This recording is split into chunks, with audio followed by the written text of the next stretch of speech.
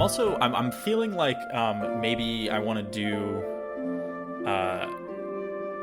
what's the term for when you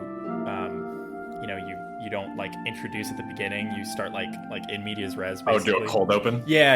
I'm thinking about doing some cold opens.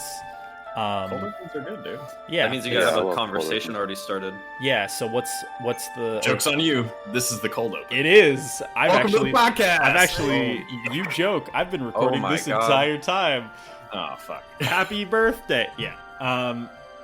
So no. What's the is that the open? Is that the cold open? That feels pretty open. That feels pretty open. Does that feel open to you guys? It's pretty cold. It's definitely cold. It actually is really cold, but Cold and open. All right. I guess my cold opening skills are rusty. I need to like polish that shit up a little bit. You know, we'll fix it in post. I'll make it seem, more. Yeah. Thanks.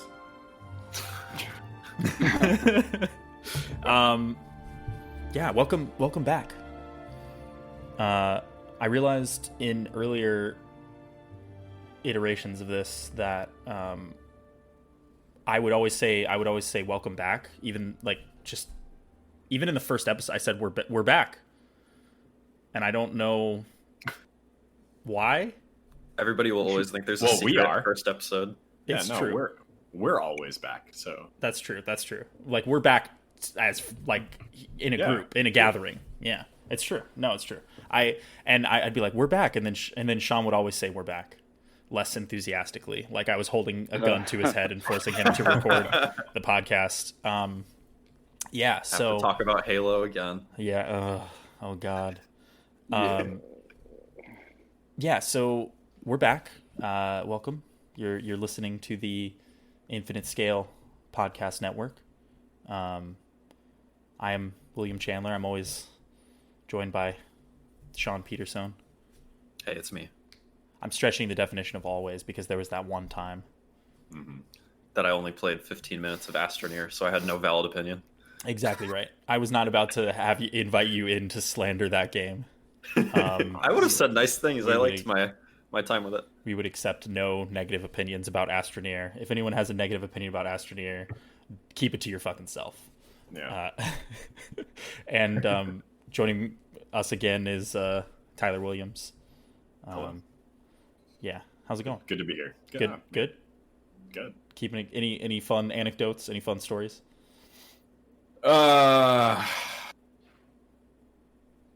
Great. keep it moving. Keep it a jiving. Yeah. And friend of the pod. A friend of the group, really. Friend to all. one Friend to might say. all. Yeah, friend to the earth. Chris Crossley is joining us for the first time. How are you, thank man? you for having me. I'm good. Good. How are things? They're pretty well. I can breathe in my good old state again, and yeah, everything's going well. We're not a Trump state. Everyone's pretty cool here, and we like video games. Yes, So- dude. Don't Where's we this? all? Don't we Yes, all? dude. I think video games are the true equalizer in the world. Like, they really, you can come from any background, but video games bring everybody to the same level, right? We should Yeah, like decide math. Level 1. like math. Yeah, so the same everywhere. Okay. Hmm. I guess that's true. I have never thought about it.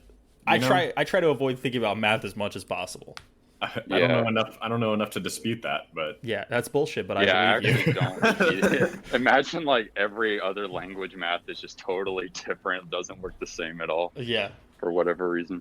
Yeah, I mean, now that you mention it, that sounds ridiculous. But cool. Well, it's a good thing that you mentioned video games, because if this is your first time listening to the show, that's what we're going to talk about. We could talk about less important things like politics or life, advice. We could be an advice podcast. But no, we choose the most important topic of all: video games. Yes. Yeah. A lot of shit happened this week. Sort of around video game. No video games came out that I'm aware of. I don't know. Maybe you guys have something. Mafia Definitive Edition. Anybody play that? No, I heard it wasn't that polished though. I don't know if that's true. It seemed to have mixed opinion. I bought the remastered trilogy thing that they did, so I will play that at some point. But yeah, no, I feel like nothing really no actual video games were played this week. It was really just a lot of shit around video games happened. Yeah. But I think, boy, shit really is popping off. I can't help but feel like the timing of things has been had to have been intentional with the new consoles, being available, like price announcement being available for pre-order, and then like now this shit with Microsoft buying ZeniMax.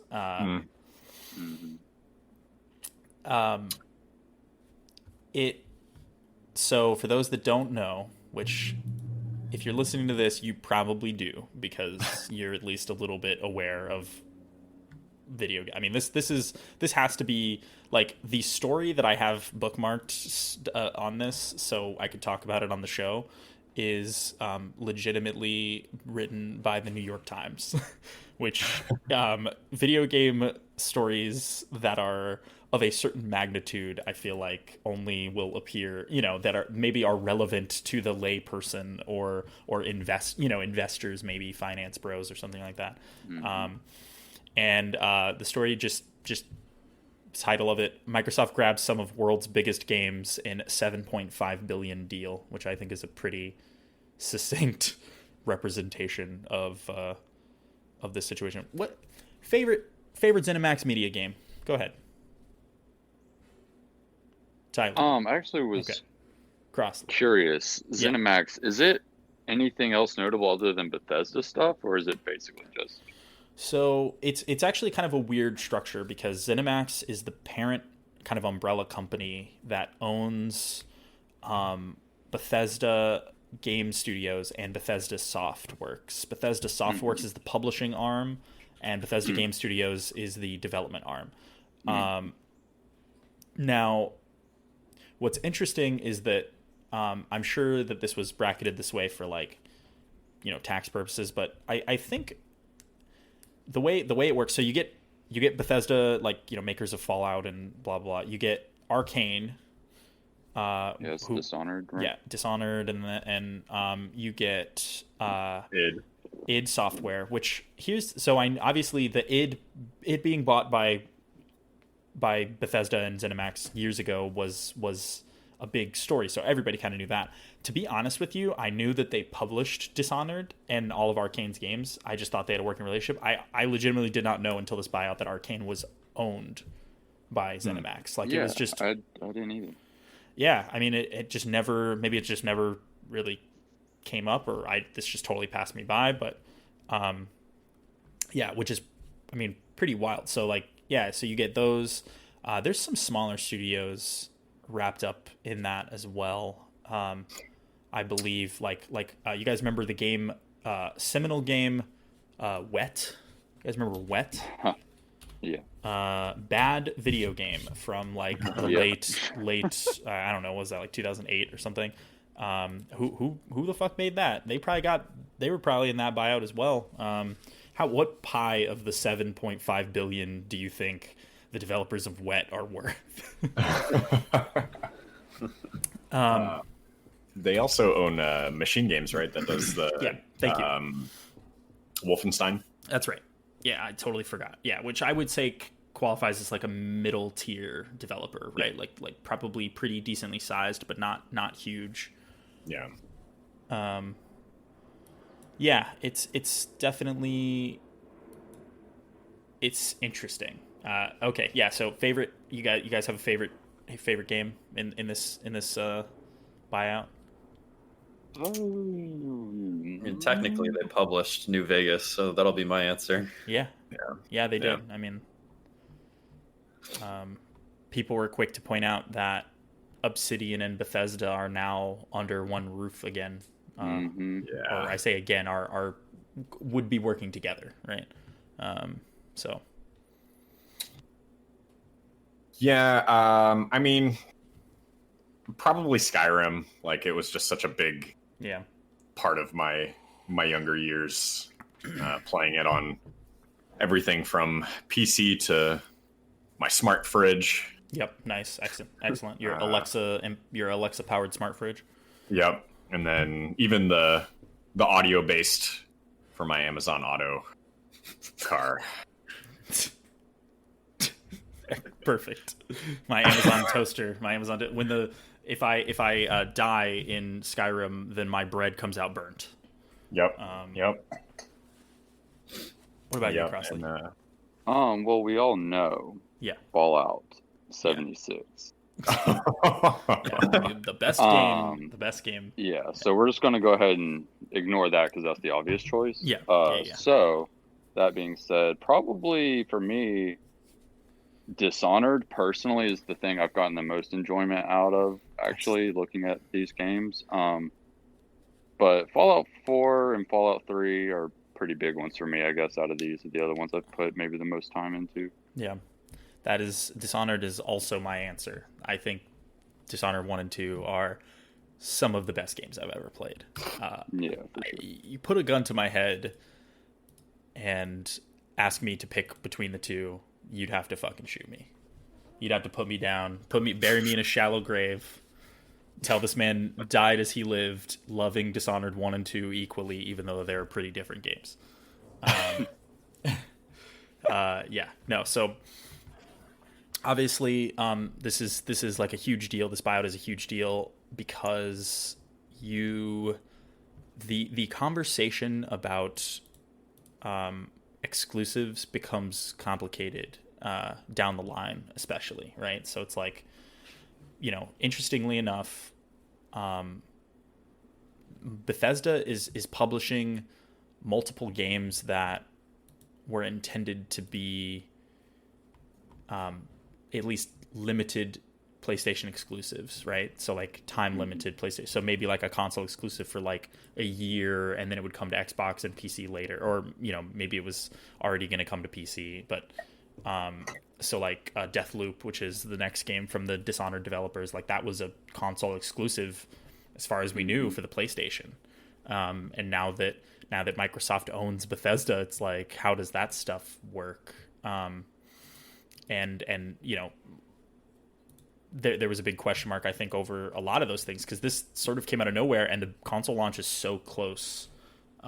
So Microsoft kind of have been above board in how they act lately. So they were sort of just like, we're going to honor all previous agreements. Like nothing's going to change. I mean, if it's now, there's the awkward situation where maybe a game that was a PlayStation exclusive now also has a Microsoft logo on the box.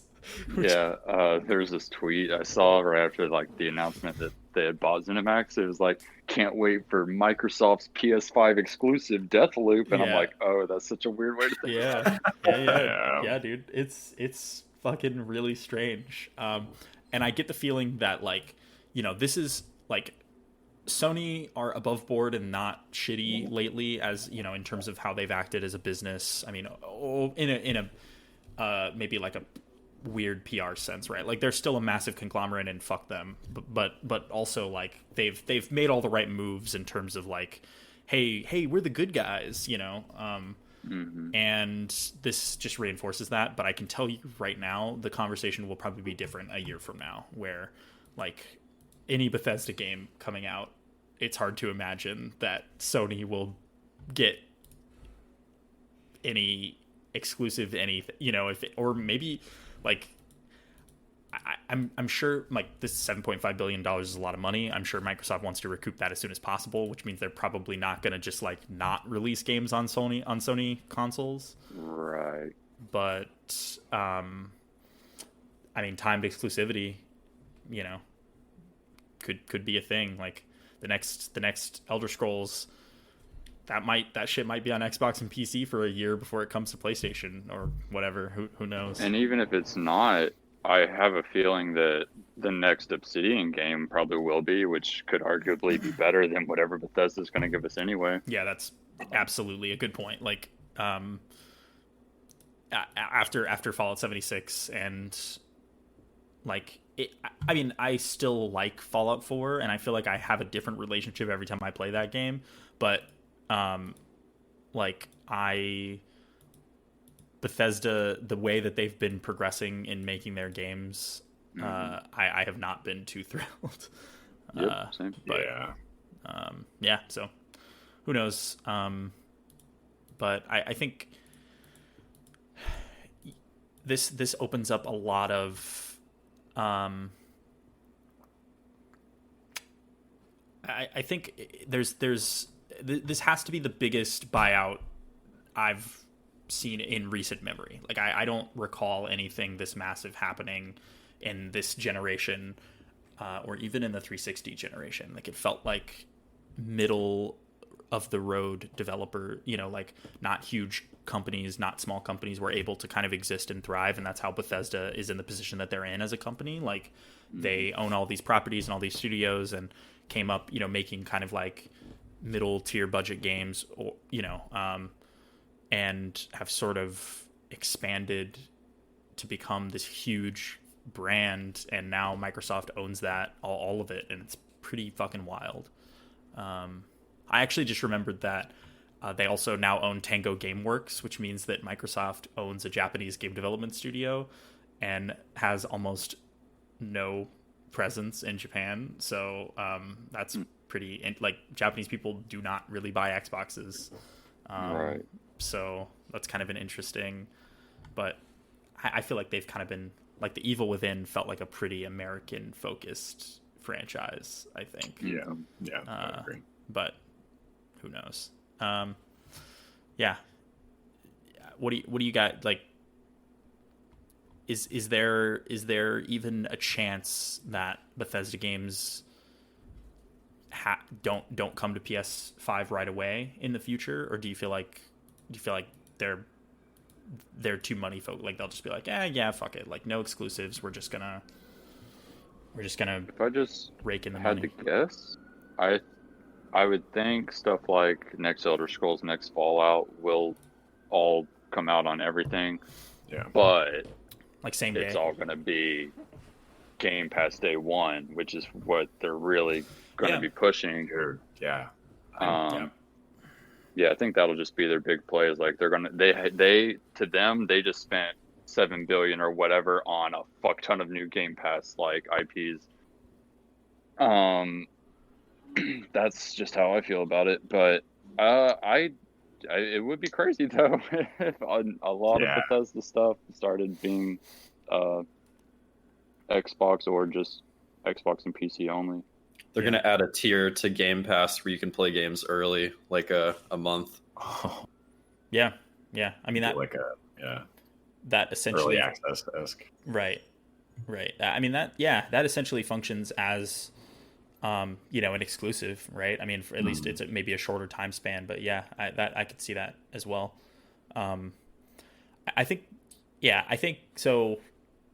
And this is something that we kind of we talked about it a bit, but I think reframing the future of games as a service focused medium as opposed to a goods focused medium, right? Like the digital only versions of the consoles and Game Pass and all that stuff. Like that's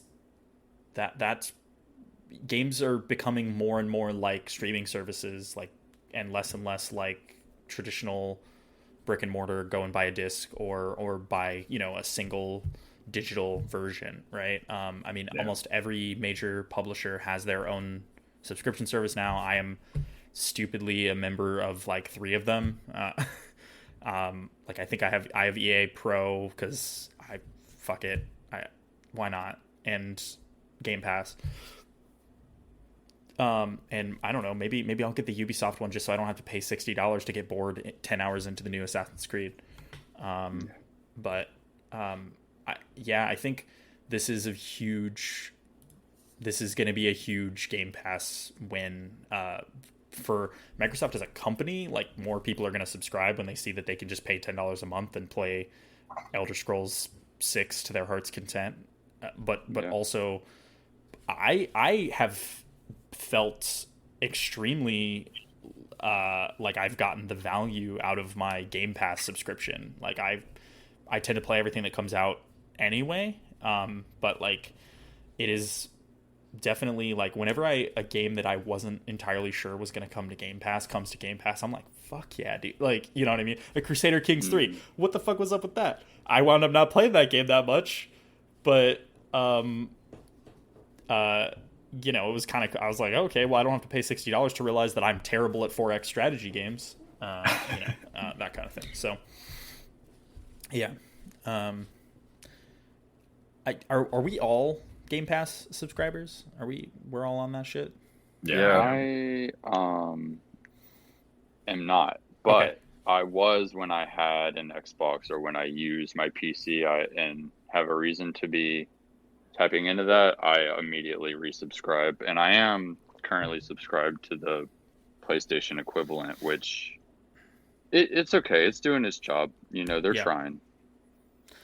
Yeah, that's like, it's funny because I've been I still use my PlayStation semi-regularly, like played Ghost of Tsushima and I got Tony Hawk on the PlayStation, but it functions similarly but different, right? Which is like, PlayStation Plus, you get games generally that are older, in my experience, which can still be huge games. Like, I feel like God of War was a PlayStation Plus game not that long ago, right? The thing they do that is debatably, the right move, I guess, is they cycle their exclusives through it. Okay. Like right now, well, I'm not even going to pretend like I know. But one or two of their big exclusives are on there, but God of War's not. Okay. So that's just kind of how they do it, which I feel like they could really, really benefit from, like, putting their exclusives on there at release, even if it's only going to be for a little bit, because that still incentivizes people to subscribe and play those games. Yeah. And then once it's off of the subscription service, then if that person's like, I kind of wasn't done with that yet though. Control was just on there for a couple months, and that's actually what got me to subscribe, is I really wanted to play Control, and now it's not on there, and I'm like, I'm probably going to want to pick that up again sometime. Yeah. I think that's one of the cool things that Game Pass does, though, as well, with the cycling through, is they do that, but then they also give you a discount on the game if you end up deciding to buy it. Oh, really? Later, yeah, they give you a discount because you're a Game Pass member.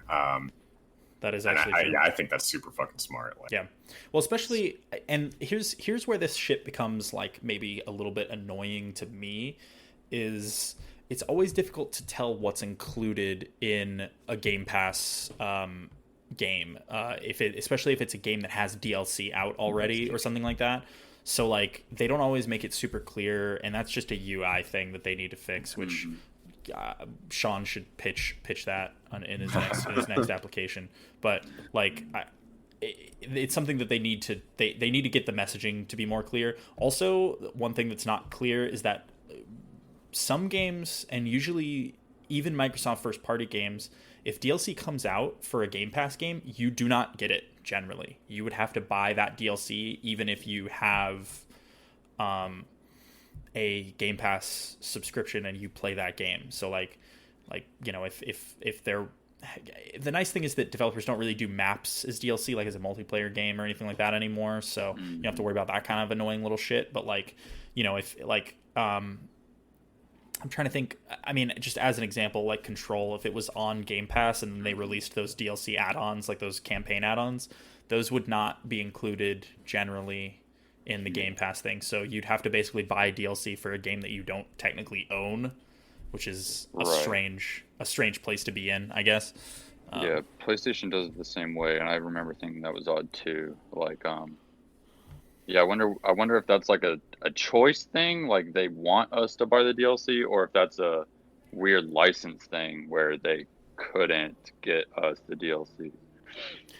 Yeah, I'm sure it's maybe a little bit of both, in the sense that like companies or game developers probably, when they're negotiating these contracts, they're negotiating for the game itself, right? Unless the actual, whatever post release stuff comes is probably not really on the table. I would assume, because that's, a lot of developers will make money off of DLC and post release, like maybe cosmetics or something like that. Like that's a large portion of the pie for them, and the longevity of that like income or revenue from that game. So who knows? But yeah, I think that's probably. I don't know if you guys had anything else about that, about the ZeniMax and Microsoft stuff, or. I do want to point out they spent more, almost double money on that than Disney did on the LucasArts properties acquisition, which I thought is just fucking wild. I don't know. That's crazy. Yeah, yeah, it's pretty wild, and it's a reminder. Sometimes it's easy to forget just how big of a company Microsoft is, especially compared to other game companies. Like I don't think Sony has $7.5 billion laying around to just buy something. You know what I mean? Like, I mean, they're a big company too, but Microsoft is one of the three. Like, I when I think of the largest companies in the world, I think like Google, Microsoft, Amazon, maybe Apple. Yeah, Amazon, Apple. Yeah, maybe a big four, but yeah. Same. What's up? Yeah. Tom?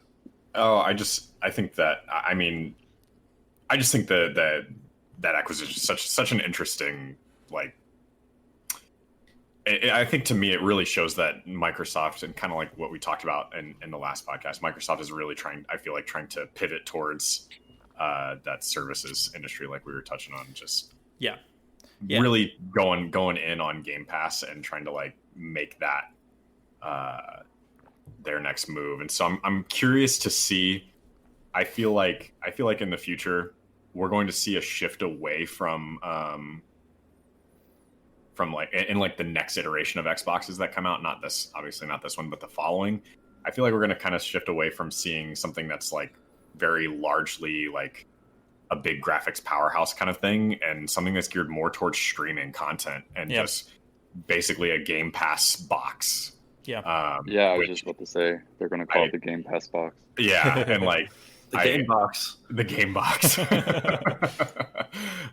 Which, I mean, I think will be really interesting to see how well that would pan out, because that's been attempted by other companies, obviously, like Steam and Nvidia and all those, and didn't pan out so well. What those companies don't have is that they don't own a bunch of development studios. Yeah, they don't have the backing essentially to provide the content for it. Correct. I think that was always the thing with Steam, right? Is because like, remember when they tried to get everybody on Linux, and it was like there was like 10 games you could play if you just want to play Team Fortress 2 all day. Which I mean, and they did the same thing with Mac as well, but that was just Steam being smart and trying to expand their customer base, right? Like the potential for people to play games on their platform, goes up pretty exponentially if you include Mac and Linux, not just Windows. So, but I think the thing that's interesting about that example is that like Steam is a huge company, but they're only huge because they're the de facto storefront, right? Like they, in terms of development resources, I mean, like as we've all seen, they're not huge, right? So, they're not churning out enough games to support a platform in and of themselves, and their streaming attempt was ahead of the curve, but it was also, hey, stream games you already own,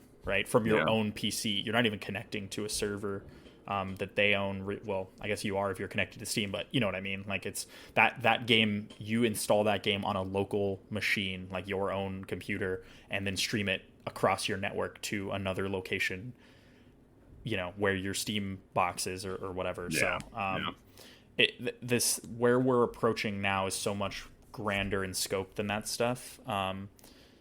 It's starting to become, I mean, it's easy to see how in 10 years this will be maybe people's chosen way of consuming games. Yeah, absolutely. Do you guys see it like completely mirroring the video rental kind of the state of that service? Or what? You mean like Netflix and that sort of thing, like a streaming? Is that what you're talking about? Yeah, where it's like you really aren't like buying any physical media or even really digital downloads. Yeah, I mean, I don't know the last time I bought a movie. Yeah, no, same. Agreed. Yeah, I do think that is the route. I feel like that's the route that Microsoft is trying to go, and that's kind of why they're doing this. And I could definitely see how they could eventually turn into the Netflix of like, somebody calls up and is like, "Hey, I got a game idea," and they're like, "Great, you're greenlit." And it's like, well, I haven't even pitched it yet. Fuck it, just fucking do it, make it. We'll find out. Yeah. Give Adam Sandler $40 million to make a video game, you coward. Yeah. Oh my god. Yeah. Let him make make another Shadow of Colossus. Yeah, Adam Sandler presents Shadow of the Colossus 2. Yeah. But a new company that's entering that realm is Amazon with their with Luna. Hell of a segue, brother. I guess we're fucking done talking about that other shit. You like that? Yeah. Who's the real host? Yeah, right. I know. I get challenged a new alpha male approaches the hosting ring every single time I fucking do this. And it was me on the MilSims episode. Yeah, it was. Yeah, you're just like, let's talk about mill simulators, and I'm like, okay, fuck me. All right. Yeah. No, yeah. And so this is something I'm gonna let you, because it seems like you were interested in this in particular, Tyler. So I'm going to let you take the reins on this one, because I read some articles, but I didn't watch the presentation, and I totally meant to, but I was out getting drunk last night. So, I found it really interesting that they were taking this step into it. Obviously they have the money, the funds to throw at it. And so it's going to be interesting to see how well executed it is compared to like, because when I saw it come out, I was like, oh great, this is like another Google Stadia fuck up. Like it's just gonna totally crash and burn. It's kind of cool that they got Ubisoft on board, but from what I saw, it seems like it's going to be an additional subscription, not just the base Amazon Luna subscription, and that is kind of disappointing.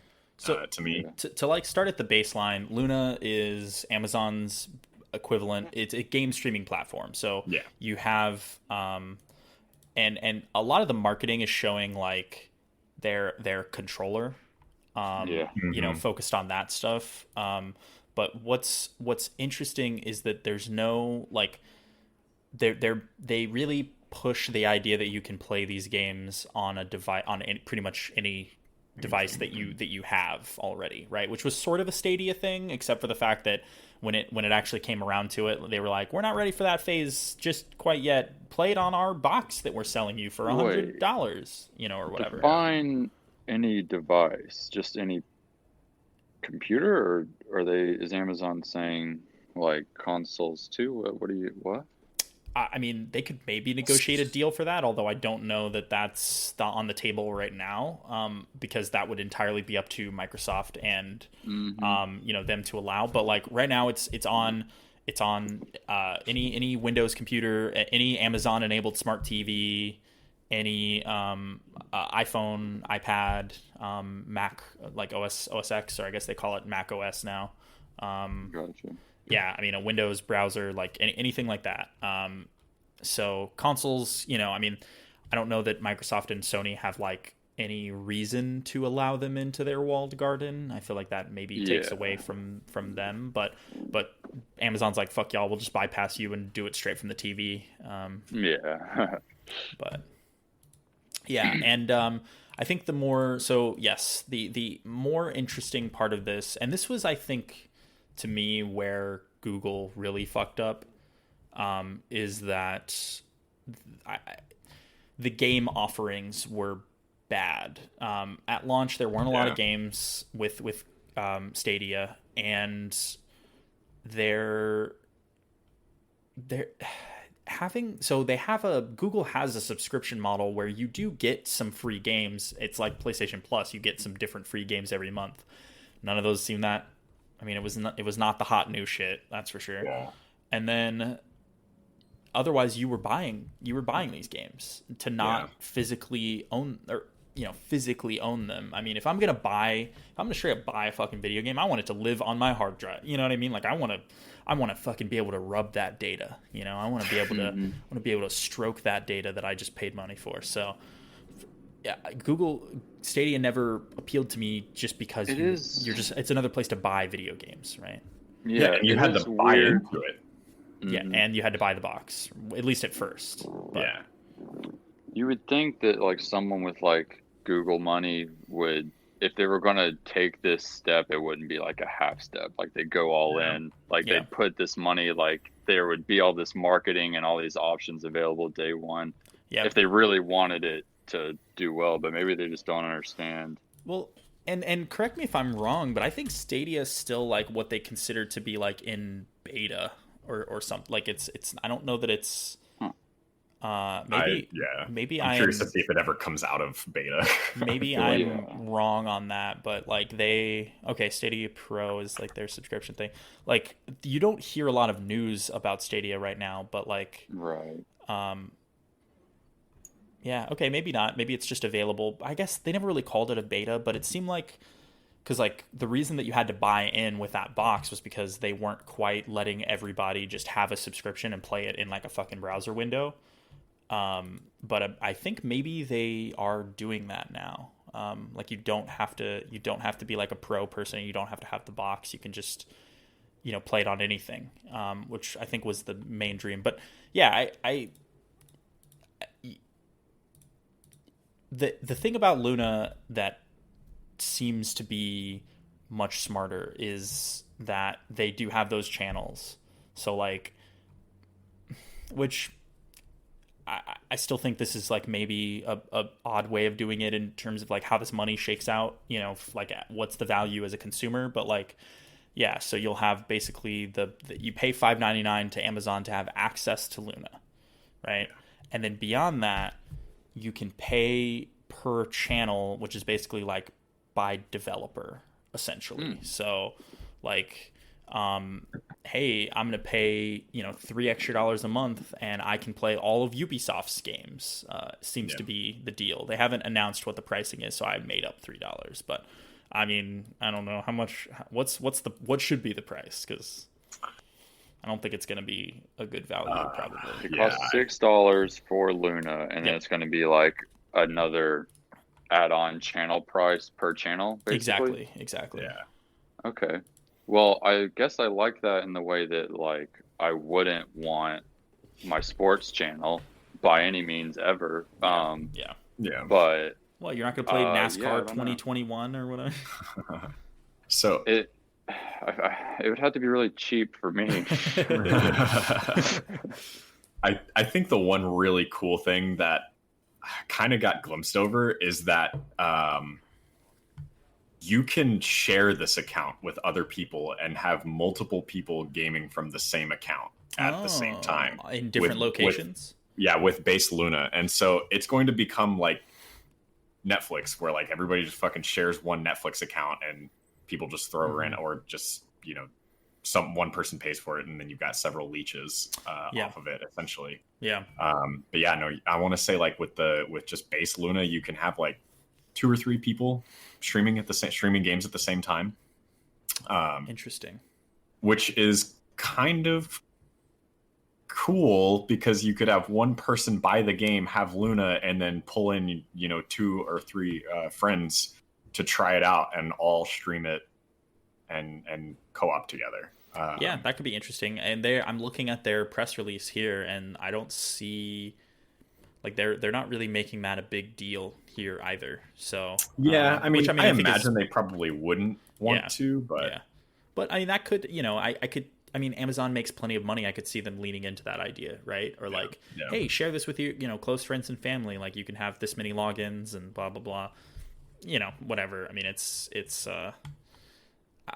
yeah, maybe fiscally there's no reason for them to lean into that, but like they could play the Microsoft card, which is like Microsoft lately has been like, fuck it, I don't know, buy an Xbox or don't, but play our games. Like, as long as you're playing our games, we're cool, you know. Cool, so like whatever. It's like they could kind of be like that, right? Like, hey, try out the service, you know, share it with your friend or whatever. The shared account thing would be really cool for playing like co-op games with people that otherwise like wouldn't buy the game, or you don't want to buy it for them. Yeah, that's pretty cool. That's especially relevant to people like us who maybe don't always agree on the co-op game we want to play. Yep. For sure. Go ahead. Oh, I was just going to mention the other cool thing is the controller. There's a controller? Yeah, they made a controller. Oh no. Their claim is that when paired with the Luna streaming service, it minimizes the controller latency pretty substantially. Which is it's worth noting exactly how Google Stadia claimed to function as well. Oh, really? Their special controller did the same thing. Their special little boy. Yeah. Who's a good controller? Yeah, no, they supposedly that was the thing. I never tried Stadia, so I don't know if that panned out. I mean, people seem to think that like latency wise, it's at least usable. And I'm curious if this is one of those things. At least usable. Yeah, right. I mean, which is more than you guys, you motherfuckers remember OnLive, bro? I feel like every week there's another thing where I'm like, remember this random thing from 2007 that nobody gives a fuck about or remembers? Bro, you guys remember OnLive? OnLive was the first streaming thing, like game streaming thing, and it was fucking like almost 20 years ago.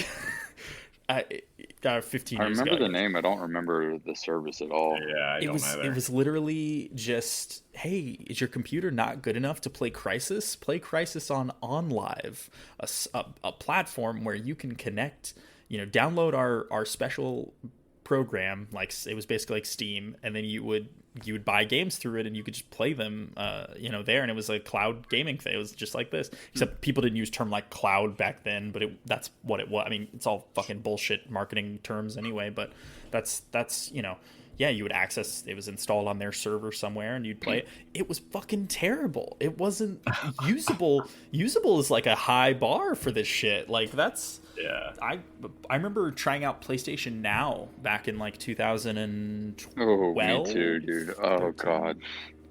Yeah, I mean, or whenever they launched that shortly after the PS4 launch. So I guess it probably was about 2014 that I tried it. And I don't know about your experience, Crossley, but that shit sucked. Yeah, it was bad. It set a really bad first impression for sure. Yeah. But they didn't even allow you to download the titles for the longest time. Oh, do they do that now? Yeah, you can just download the games now, other than stuff that's literally not on the console. Like, you can play old PS3 games that you can't buy anymore, but you have to stream those. I don't know what that's about. That's like the whole reason I would want that service. Yeah. Right, but any of the new games, PS4 games, and even some of the PS2 games, which is just silly, but yeah, you can download. Interesting. Yeah, I mean, and obviously, like, you won't be downloading any of the Luna, like, just like Stadia. You don't download anything on Stadia, and you don't download anything on Luna either. It's just fully stored in the cloud. And I'm curious, but I've heard reports that PlayStation Now got better with their server latency as well. But that's like the killer for this shit. Like, how well does this actually work? How well can you actually play a game on this? Because like, if you push fucking jump and your character jumps even 60 milliseconds later, that shit feels bad, bro. Like, it's just not, it's not good. So yeah, and I think a lot of people do have a really bad taste in their mouth from their first experience of this stuff, and so I think it's going to be a really big hurdle for them to jump to get people on board. It's interesting. I also, I don't know. I mean, would you guys use this? Would you stream? Like, what do you? see like the actual point of this being. I was gonna say this last when we were talking about like, hey, and maybe next console generation, maybe in like 5-10 years, this is a major way that people play games. And Sean brought up, hey, is this like a 50-50 thing? Like, do you see people or maybe us potentially in the future switching to just this, like Netflix, like how nobody buys movies anymore? Dude, I mean, I'm comfortable with the way things are, right? Like, I'm resistant to this change. I like downloading games. Like, my internet's fast enough. I can download even a pretty big game in like 30 minutes, right? At most. Like, I mean, I don't need I buy the consoles. I have a fucking big beefy computer boy. Like, I don't need this service. So to me, no, this doesn't appeal to me at all, right? I mean, maybe if the phone shit works, like, and I'm in a fucking hotel somewhere, maybe, but that's such a limited use case. Why would I be subscribed to something like this? So I not for me, but maybe you guys have a different take on that. I wonder, maybe they've already said and I missed it, but I wonder if it's going to be like their video streaming service where it's kind of just included with Prime. I don't believe that's interesting. At least not yet. Said that, but yeah, because I never would have gotten Prime Video, which I have and use today. Yeah, rarely, but I never would have gotten it. But just because it's with Prime, it's just like, well, yeah, I'll go see what's on there and then maybe fuck around with something. But I don't ever see me, much like with Prime Video, going out of my way to subscribe and fuck around with it for sure. Yeah, that's an interesting idea. I didn't even consider them including it with Prime. That would be the smart thing to do. I agree. I don't. It based on the messaging here, it seems like that isn't the case. Yeah. At least for now, they might pivot into that, but it seems like their $5.99 entry point is because it's similar with Prime Video. You can add channels to get like HBO or Showtime or something on your Prime Video. Yeah. For like however much more a month. So it is actually really similar. Yeah, and you know what? Maybe they will at least baseline. You'll be able to access this, like, this service for free if you're a Prime member, but then you pay for the channels, or maybe you you can access it for free, but you buy games individually or something. Who knows? That would be the smart move, but we'll see. I mean, it's still pretty early on with this stuff, and they're beta testing it. I don't think they'd come out and say beta, but why everything's early access now. Nobody says beta anymore. Nobody says, maybe it's got such a negative connotation. I was going to say, I think it has. I mean, they got to make these words approachable to people that don't like give a shit, Yeah, which I guess is their target audience here. It's like, hey, what couldn't pre-order a PS5 for your boyfriend? Get him the, or whatever, or or fucking. He could play all the new games just on his TV. That sounds great. Yeah. Yeah, it does. It sounds like it's marketed to like somebody's like grandmother. Like, yeah, like you know how your grandparents will buy you those like fucking shitty like game consoles that have like 500 preloaded games, and it's all shitty knockoff games. I was in the mall earlier and I saw this kiosk. I know you like video games. Yeah. Yes, it's just sad that that's what we're comparing this to. Yeah, I know. That's what it feels like, though. For me, there's like a distinct layer of kind of trashiness to this that I can't escape. I don't know why. It just feels so like, I don't know. Yeah. It doesn't feel real to me yet. Yeah. I think I'll accept it when it does feel real, but right now it really just doesn't. Maybe it's just because I have no interest in it. Like, my lifestyle would have to change significantly for this to be like a good value proposition for me. Yeah. No, you're absolutely right. And it's I think the trashiness comes from the fact that there hasn't been a successful version of this yet. Yeah. And also, people just feel weird. You'll feel weird about Amazon in general. Like, Amazon kind of, for being a major fucking conglomerate, they come across as a trashy company. Well, I mean, maybe that's the wrong word, but it's just, I think it's something having to do with all these companies that you don't really associate with games trying to get into it. And then when the result isn't really good, you're like, well, I mean, what did you expect? Yeah. But I don't know. Totally agreed. It's yeah, this is fucking. Let's make Jeff Bezos some more money. You know what I mean? That's all this is. It's like, hey, what if, I don't know, video games are big, you know, how can we get more money? I hear good things about the games industry. Yeah, we're gonna have Amazon exclusive games. Yeah, sooner or later. God. Yeah, bro. New World, baby. Yeah, who's Jeff Bezos gonna buy as they're gonna be like, roll up. Hey, exclusive to Luna from now on. We just bought Take-Two Interactive, so Grand Theft Auto 6 only on Luna. Yeah, that would probably be it for a lot of people. Yeah, for sure. Yeah. All the normies would line up day fucking one to get a Luna. Line up. Yeah, right. Yeah, digitally line up. Oh god, dude, I'm like imagining a nightmare future scenario where like all games are streamed, but they still, or like digital, but they still find a way to like limit the number of copies. Yeah, so Nintendo will find a way, dude. Like the Mario thing. I mean, this isn't even on the news shit, but like the Mario, I don't know. This is such a small thing, but Mario 3D All-Stars is a package of remastered 3 Mario games. It's Mario 64, Mario Sunshine, and Mario Galaxy that they just released on the Switch for $60 fucking.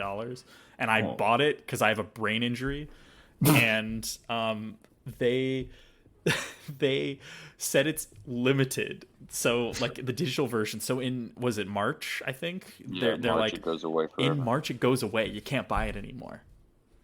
What? Isn't that Nintendo is going to become the Disney Vault? Absolutely. Yeah. Super Mario Sunshine going back in the vault. Yeah, it's like, thank God, keep that shit in the vault. Fucking hope it asphyxiates in there. Like, what the fuck? Yeah, no, it's weird, man. And yeah. And I will say too, because I bought it as well, but I had never played Sunshine, so I was just like, well, maybe that would be fun. No. I was wrong. Yeah, but he didn't even know. Yeah, no. You poor man. But this has like been the one that's like really like set it in stone for me that I am so over remasters. Like I'm so over it. Like there was a great period of time where I was happy, and I am in a way that I think people that maybe missed out on some cool stuff back in the day can get to try it with better frame rate and stuff like that. But for me that's already played these things, I just need to stop telling myself that I want to play them again, because I don't. Yeah, totally. And I mean, for me, the game I never played was Twilight Princess. Well, that's not true. I played it when it came out as a child and fucking hated it. So I never finished. That's like one of the only Zelda games I've never finished, right? If they released that as a remaster, I probably would buy it. But like, what are the chances of me actually playing that? You know what I mean? Or actually enjoying that? Like it just feels, I think they're banking. Yeah. Oh, for sure. I feel like they're banking on the idea that, like, you know what I did? I went, wow, I haven't played through Mario 64 since that DS version. Maybe I'm going to play through Mario 64. Fucking no, I'm not. I played 3 levels and went, wow, this game sure is old, and then fucking turned it the fuck off. Like you know what I played instead, which this is even more fucking stupid. I booted up Doom 1993 on my fucking Switch and started That was playing probably a better time though. It absolutely was also. Fucking, you heard it here first, folks. Doom better than Mario 64. But we're gonna start stack ranking things. Like we're gonna just have an infinite scale episode where we just start fucking ranking things that have no business being ranked next to each other. Like fucking what's better, Doom or Gitaru Man, or whatever. Or, what was the Bee one, the PS2 game where you played as the Bee? Or do y'all remember Chalked? Why do I remember? Why does that sound so familiar? Please shoot me. No one has mentioned Chalked since that meme. Since we fucking memed we'll that just game. Leave it there then. Yeah. Yes. Oh yes. Oh my god. He looked it up. Oh no. I remember it. Holy Chalked shit. was was it an Xbox Live Arcade game? Yeah, it was a really bad game where I think one team would be like blank nobodies and the other team would be blank nobody cops, and we'd run around arresting each other. I don't really remember the rest. God, it was like so. I'm shocked. I googled chalked video game and it didn't even come up. I also tried that and I couldn't get it to. It didn't come up. So that's how we were the only idiots who played that game. I guarantee we were the only. We probably the ones that made it. We made it and then forgot. It was a timeline error where us in the future made it as a fucking joke and then sent it back to us in the past as a fucking horrible beacon of the future. Dude. Yeah, if you Google chalked Xbox game, it shows up. Okay, I will not do that. I'm gonna just leave it in the vault and I'm gonna hope that one dies in the vault along with Walt Disney and fucking Mario Sunshine. Amen. Yeah, dude. No. What the fuck were we talking? We were doing Mario. Last video games. Yeah, Mario and okay, cool. I think we can. Bad. Yeah, I think we can. Old games bad. Yeah, right. Turns out I agree with that Sony executive who said, "Why would you want to play old games? They're all terrible." No. Oh, I actually did want to talk about that because I think y'all were saying how y'all were at least briefly talking about backwards compatibility at some point. Yeah. I'm not interested in that at all. Not a little bit. I want good new games and that's it. I'm tired of old shit. I'm over it.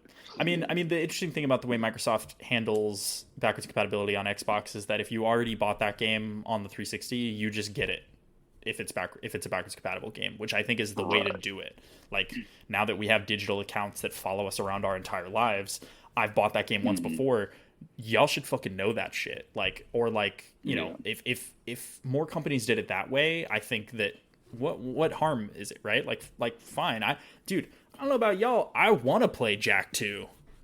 I do. I am an idiot. I played Jak 2 when I was a kid. I want to play Jak 2 again. Fuck it. Absolutely. And I know many of you at home, and by many of you I mean the 10 of you who listen to this show. Thank you very much.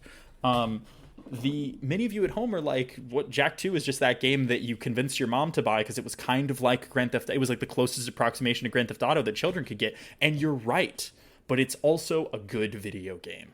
So there was also the Simpsons video game. Yeah, man, GTA. Yeah, Simpsons. That wasn't Hit and Run. No, Hit and Run was just driving. Road Rage. No, I think that one was just driving too. I don't know. Fuck it. I also don't know. Sean, you brought it up. You're responsible for looking this up. No. No. Yeah. It's. I like backwards compatibility. I saw that they just released. Actually, I did play one video game this week. They released Freedom Fighters on GOG. Did you guys fucking see that shit, dude? They Freedom Fighters. Am I the only one who fucking played Freedom Fighters when I was a kid? The game was so amazing. It's in the Epic store for $10. They did. They released it on Epic as well, actually. But yeah, dude, I am an idiot. Like as soon as that came out, I was like, I've been thinking about Freedom Fighters because that's just how that shit Freedom Fighters is one of those weird fever dream games where you go, when I was 10, it's like Mercenaries. It's like Mercenaries 1. You're like, I think about that game often enough randomly that as soon as I saw it was available on a modern platform, I was like, I'm buying this now. I will own this. And I played it for 6 fucking hours this week. Like, I am the target demographic for backwards compatibility. Somebody who's like, games kind of like occupy the same area of my brain as movies do, where it's like, it's nice when there's a new one that comes out that's good, and I'll definitely like try to get in on that. But more often than not, I'm just revisiting old experiences that I know are good. And I just, sometimes I get tired of them. More often than not, I don't, because of the way I spread them out. Yeah. But like, I'm definitely in the same boat as you, where I'm more often playing something old most of the time. It's especially true for stuff that there isn't a modern equivalent of for me. You know what I mean? Exactly.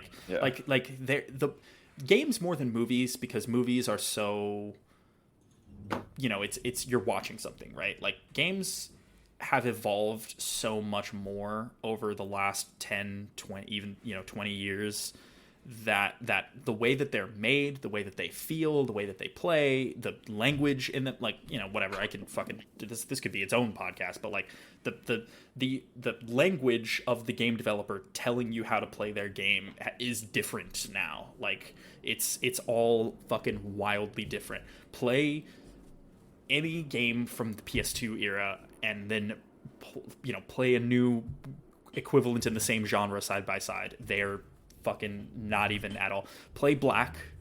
I bring up Black at least once a fucking week, I swear to God. Go play Black and then play any modern shooter and go, what the fuck were they thinking? And the privilege to be able to go back and say, what the fuck are they thinking, is all I want. That's all I want. I want to be able to go. It's kind of like that Nakey Jakey UX video. Like he talks about like the weapon wheel in that video, and I feel like actual usability considerations didn't happen until I feel like the mid 2000s or something. Yeah, bro, I don't know. Like, so there's a bunch of just weird shit out there. There's weird shit now. There's a lot of weird decisions now with modern games, but like sometimes you play something and you're just like, what is this? Yeah, it was like back then. I think there were certain video games in the PS2 era that shipped that were shooters that, well, one, defaulted to inverted controls, which fuck that. Secondly, some games came out and it was only inverted. Like you just couldn't change it.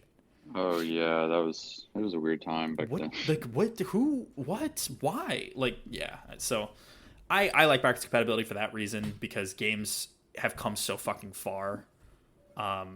In such like a preservation thing. Yeah, that too, right? I just hate that they're charging you for the privilege of going, what were they thinking? What were they thinking when they did this? Yeah, but anyway, I just wanted to touch on this briefly as well, because we were talking about streaming and stuff like that. The absolute opposite of game streaming, buying a new graphics card, has been impossible this month, the month of our Lord, September.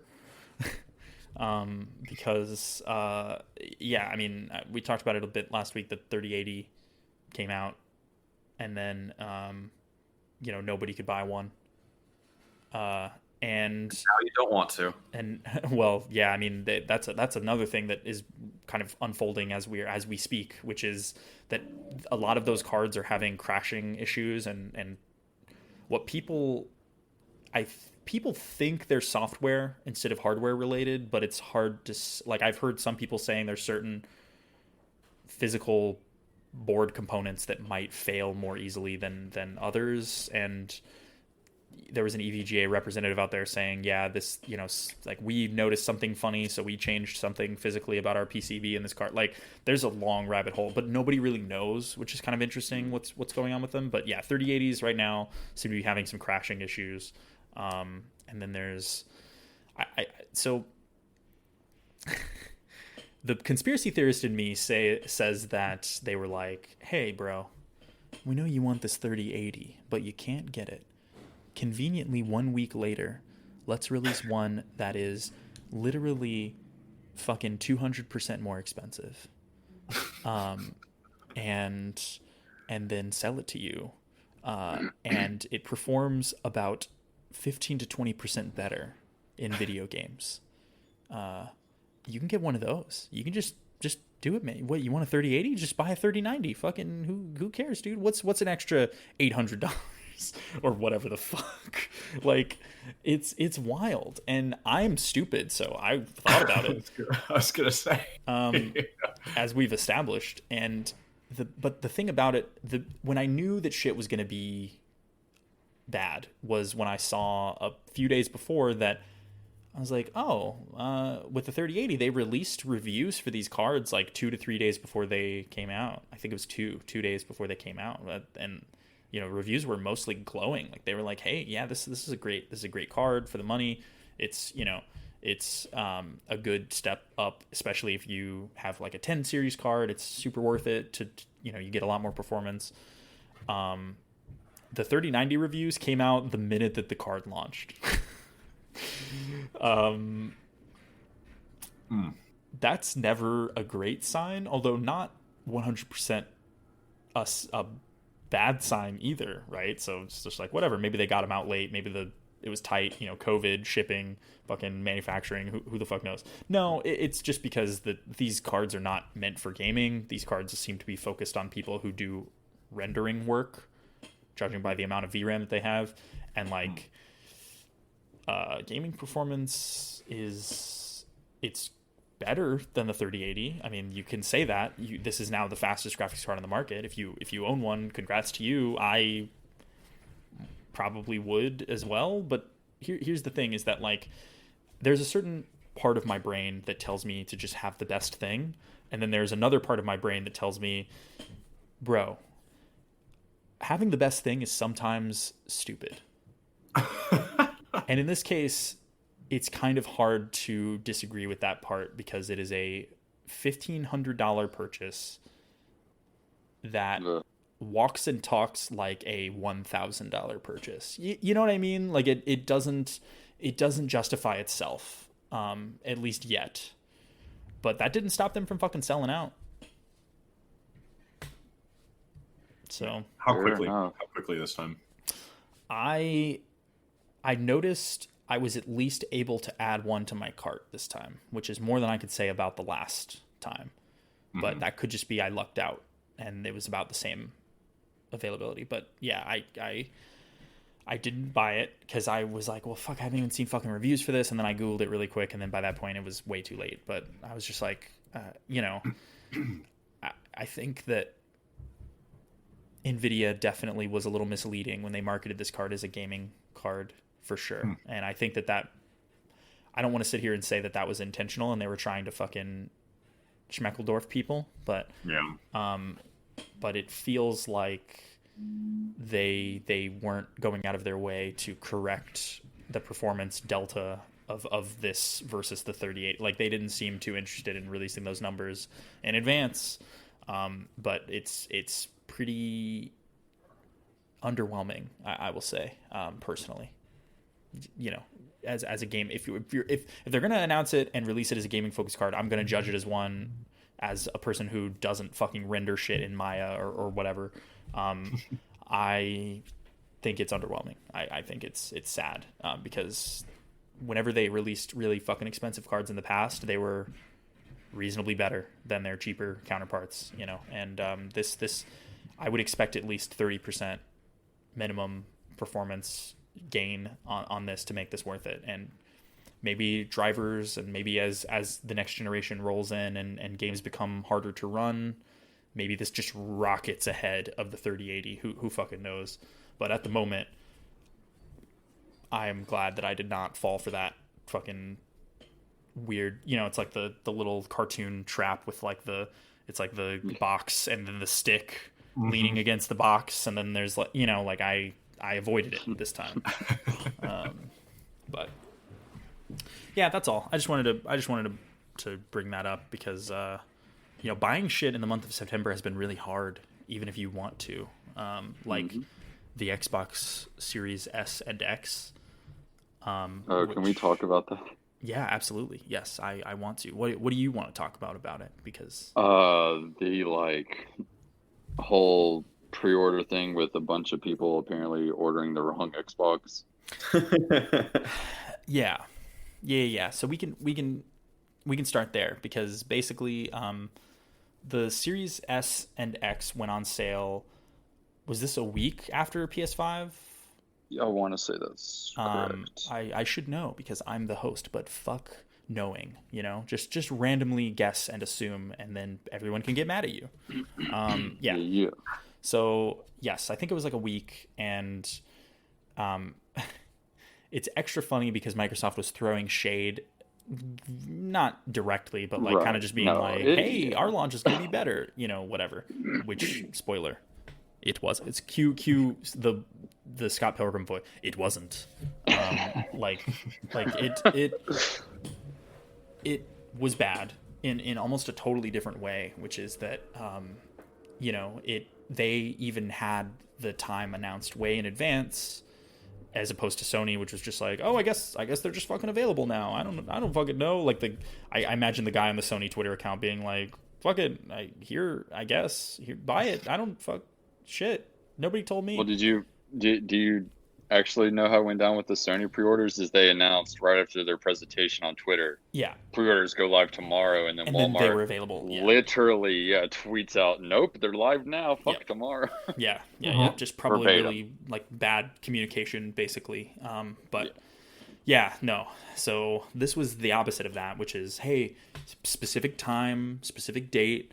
You got a week in advance. Save up those pennies, kids.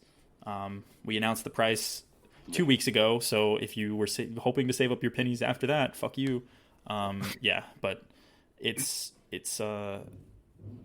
weird. So they announced exactly the time, and then like they got fucked. And so there's two possible explanations for that situation. People accidentally buying an Xbox One X. One is that Microsoft sucks at naming things, and everyone's mom got confused, which I feel is an explanation for some of those. Mm-hmm. Oh man, I just thought of a really good meme. Insert that meme where it's like, Mom, can I have Xbox Series X? And Mom's like, we've got Xbox Series X at home. And then it's Xbox Series X at home, and it's the Xbox One X. That's perfect. Thank you so much. Somebody make that meme and send it to me. Nice meme. But yeah, so it could be that, but I saw people speculating, and I think I agree with this theory, is that bots are stupid. Yeah, that's actually something I thought about. Yeah, I think that's probably the more correct explanation, was that the bot parameters were just not narrow enough, and a bunch of bots accidentally bought Xbox One X's instead of Xbox Series X's. Which would be hilarious. That's actually pretty funny. Yeah. I think that probably accounts for the larger volume there, as opposed to people's moms just being like, I don't know, it has an X in it. And then also, to be fair, I just put on Discord, this is what happens when you search Series X on Amazon. These are the two things that pop up, and they do honestly look the same. Yeah. I mean, they could be, and they're both, they're both Microsoft Xboxes, right? Like, if you don't know any better, then there you go. Who knows? It'll be interesting to see how that. I'm sure there'll be an update to that story here in the near future. Maybe we'll get some explanation. But yeah, it's interesting, and I think it's also worth noting that like that doesn't seem to have stopped storefronts never are excited to confront the possibility that bots bought all of their shit, right? Like it's right. The thing that happened with sneakers forever ago, and that situation felt even less prepared for this because that's not a technology industry. Like if Foot Locker gets flooded with fucking bots buying up the new Jordan release, then you're like, well, it's a fucking shoe company. Like, what? I don't know. Their website sucks ass anyway, so it's like they're a shoe company. How can you expect them to be smart enough to combat this, right? Like, fuck it, whatever. Video game companies are tech companies. They should know better. You know what I mean? Like, this shit shouldn't even be a problem. So, like, everybody suggested with the PS5 release and the 3080 release happening in the same week, everybody was like, bro, these bots are running fucking wild. But no storefront wants to come out and say, yeah, we fucked up, a bunch of bots bought this shit. So of course they denied it.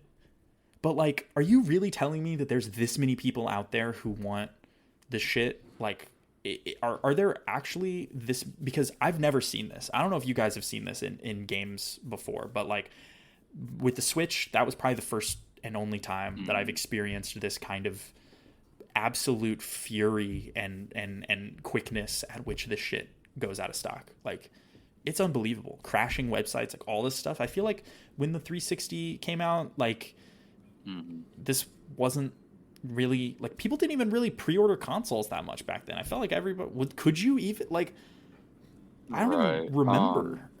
But I don't remember for the 360 era, but I did a little research because I was curious if it was this bad for the PS4 and Xbox One. Yeah. And apparently, I don't know, because this is just what people are saying that I guess, but apparently it was that hard to get a PS4 at the launch. I don't remember it being that way at all, but that's crazy. I remember literally struggled to get one. I walked into a GameStop the day the PS4 came out and impulse bought one because I, as we've established, am stupid.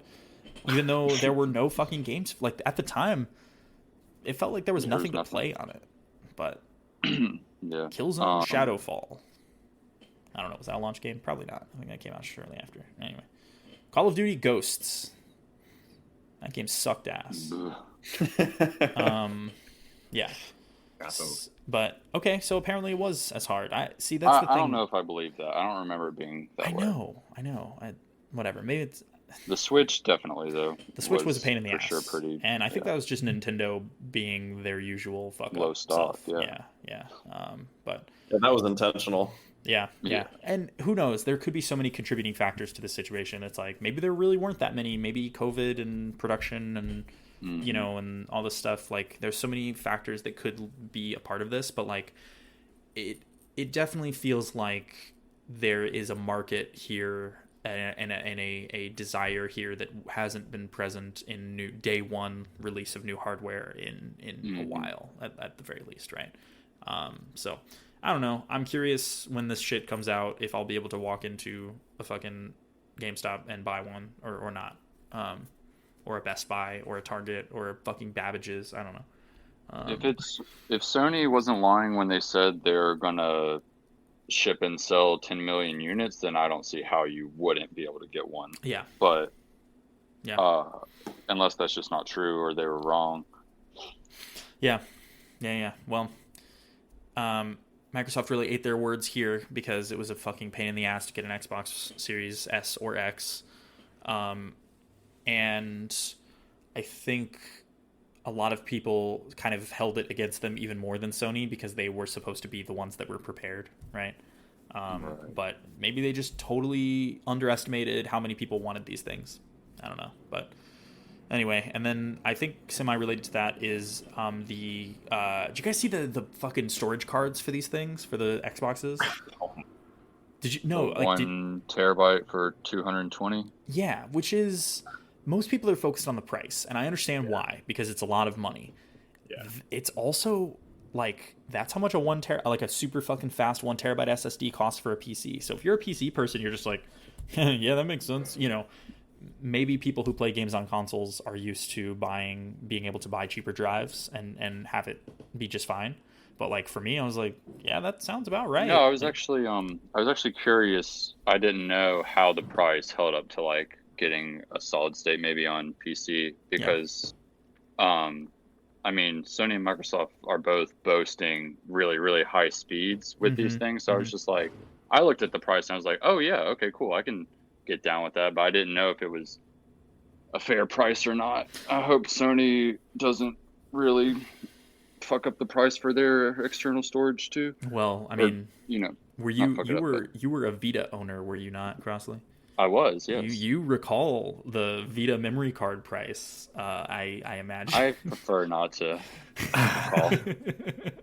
Yeah, that shit was fucked. So, I mean, who knows? None of this, I think it's worth noting that none of this is proprietary technology. Like the partner, Xbox is partnering with Seagate, and the drive itself, and I assume the one in the console mirrors this drive as closely as possible. I assume it would also be a Seagate drive. The drive itself is just a very fast NVMe hard drive, which is, or SSD, hard drive, which is, an equivalent to something that you can buy and put in your computer. Where the proprietary technology comes in is in the console itself and how that console and the bus interacts with the data on that drive, right? And that's the shit that they need to be really fast. They need the drive to be really fast so it can communicate at the speed that they want with their proprietary shit in the console itself. So, so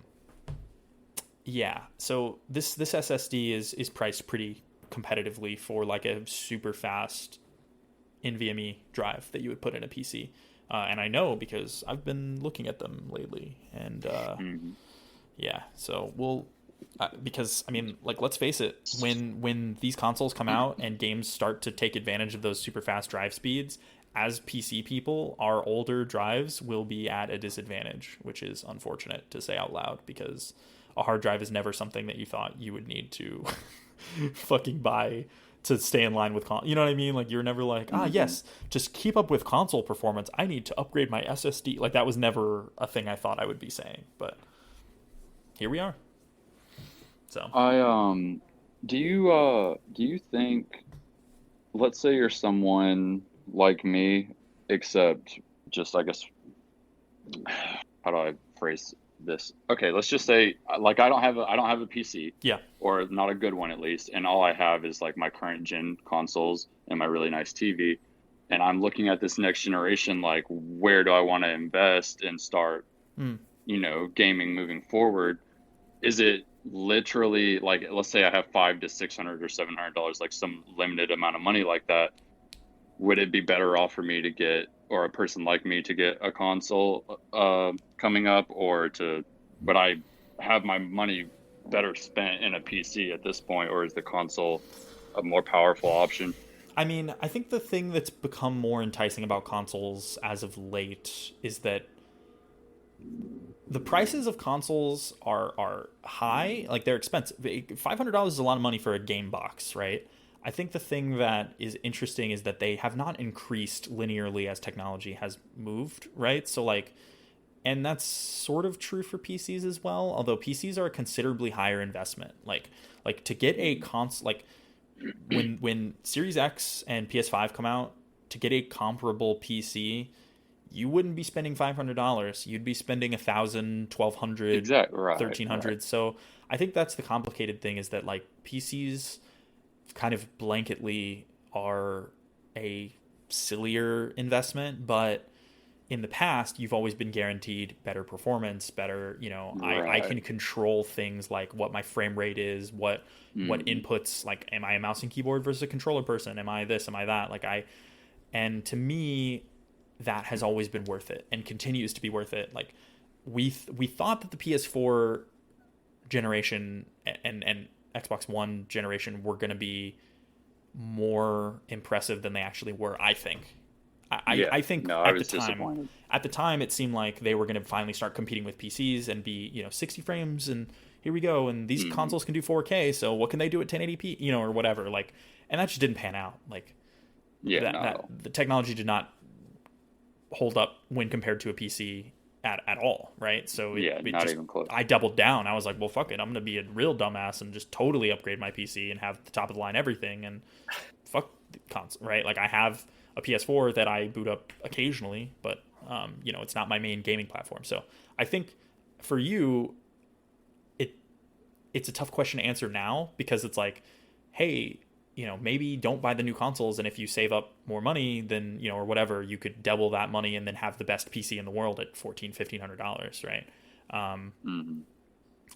But these consoles might finally be the tipping point. It might finally be the time where, hey, a console experience is comparable to a PC experience. Right. For much less I would money. say this is the closest consoles have been to being on par to, like, a really, really solid PC gaming experience, or I hope, at least. I don't know that yet, but I hope it looks that way. It looks like they're taking it seriously. Right. But we felt that way at the start of the PS4 generation too. I was like, damn, these games look really fucking good, bro. But then, oh, okay, I'm playing everything at 30 FPS still. That feels like garbage, so. But it seems I swear, if it's like that this time.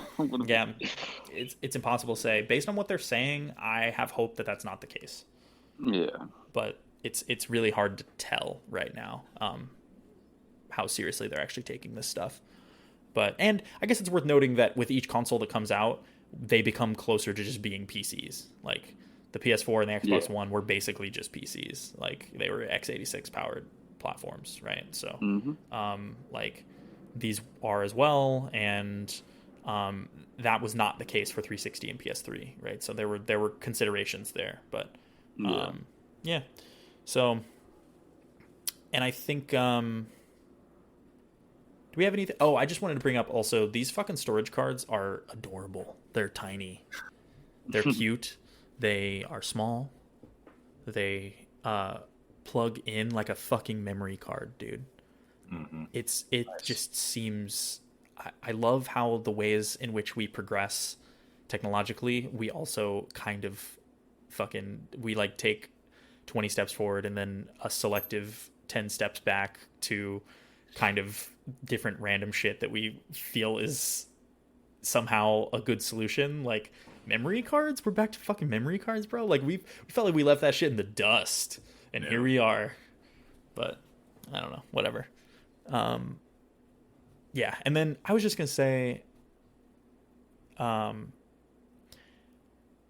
semi-related, but the Sony situation, like there are reports out there that they made a lot fewer digital only PS5s than they did disc PS5s. Yeah. It's hard to say reasoning or thought behind that. Like if they, and this was not confirmed by Sony by any means. This is just like retailers, kind of talking about stock numbers and how many they got of each. And it sounds like they pretty much across the board, everybody received fewer digital PS5s. Like a 2 out of 10 ratio, kind of. Exactly. Yeah, honestly. Like for every 2 digital ones, they got 10 disc ones, which I think you could easily say, hey, that's just because they were thinking more people are going to buy a disc console, which is probably true.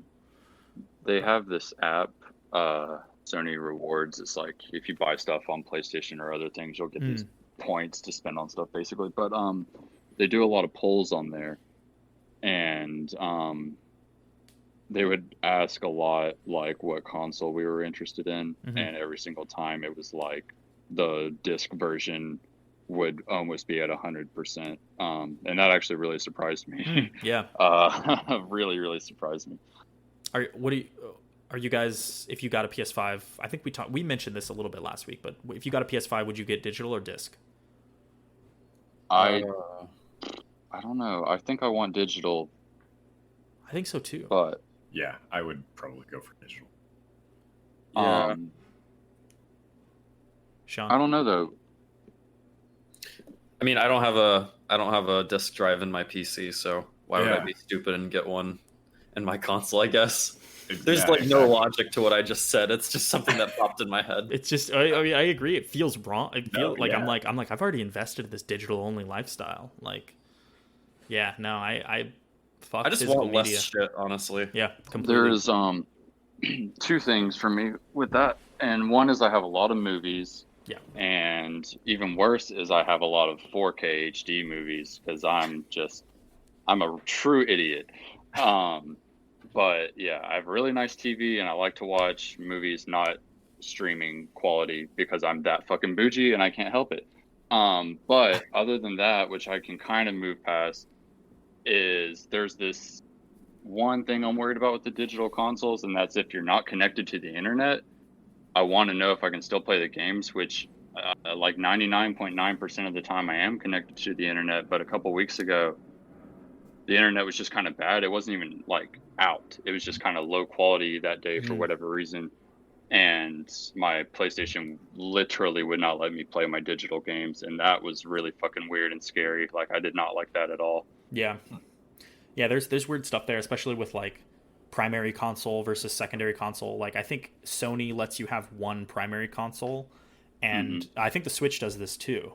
Because I have 2 Switches because I have a brain injury. And so, like, you can have a primary and a secondary console, and your primary one can play shit offline that you've bought digitally on your account. Oh, really? As long as you have launched it at least once, I think, while you were online. So you can do like an internet check, basically. Exactly. And maybe those things do expire. Like, I've definitely heard of, like, hey, you haven't been connected to the internet in a while, maybe reconnect and let's see what's going on here, that kind of thing. But there's also, with the Switch and the PS5, like, my secondary Switch, if I'm offline, some games won't play. Like, I have to be connected to make games work. And I think it's related to having, like, they don't want you to have, like, one account and you buy a game and you give that Switch to your friend and then you can both play that game. You know what I mean? Like, that kind of thing. But, like, fuck off. At that point, you bought 2 Switches. Yeah. So, like, fuck them. Yeah, exactly. I agree completely. Yeah. But, yeah, so. Yeah, but. I understand. Otherwise, I understand your hesitation there. I mean, I think for me, it's that I have not bought a physical PlayStation game Same. And that's the thing, is like I don't even have physical games, so I don't know why I'm so worried about it. But that was just like one thought I was just thinking, is just like, man, it'd be super weird if going into this digital age, just for the consoles, like they pull some weird fuck shit. Yeah. The Xbox was trying to pull last generation. Like, yeah, I don't know. Yeah, no, yeah. I feel you. And like, I just looked, and the last physical game I bought, and it was because it was in a steelbook and it was nice, was Persona 5, which was like, that was like 4 years ago now. So I think mine was Fallout 4. Yeah, wow, that was even longer, right? Oh, yeah. Was that like 2015? That sounds right. Okay. Yeah, I think that is right. Yeah. Yeah, I mean, I think that is the one bummer, and this is where games should follow along in the footsteps of movies, where if they want to incentivize me to buy a physical version, include a digital code copy in there. Yeah. Oh my god! They probably, the game started doing that. Whoa! They probably Daddy. won't. They probably won't. They fucking suck. But yeah, that would be nice, because like that Persona 5 edition, I just like looking at it. I just like having it, yeah. And like, if even if I bought, this is how fucked in the head I am. Even if I bought a digital only PS5, if there was like a game that was like in a nice case or something, or that looked nice, that I just really, really had like a personal attachment to, I'd buy the physical version, even though I couldn't play it, as long as it had like a digital code, you know what I mean? Like included. Yeah. I've thought about this too, is like, collector's editions. Would I want the disc version in case GameStop releases some cool special edition? Fuck yeah, bro. But it's not with a game code. It comes with the disc. It's just like, that would suck. But I'm trying to get a Pit Boy. Yeah, but actually the one of the last special edition things with all the collectibles, whatever I bought, it didn't come with a disc. It came with a game code. So. That's amazing. That's amazing. Yeah. I didn't even know they did that. That's incredible. Great. Perfect. Yeah. I don't think that's going to be very common yet, but it's definitely, people are doing it. So that just reminded me. I remember, what game was it where the Ultimate Edition didn't come with the actual game? So they priced it. I want to say that was sounds like a Ubisoft thing. It kind of does. It kind of does sound like a Ubisoft thing. What did you say, Crossley? I think it was Mass Effect Andromeda. I could be wrong. I could believe that also, like an EA thing. Yeah, I don't. But they were definitely pricing them so you could buy them separately if you wanted to, and not like you could buy a digital version of the game and then go into the store and get like all the collector's shit, which feels kind of silly, but I guess it solves this problem. Yeah, there's a Donkey video where it's like collector's editions is the video.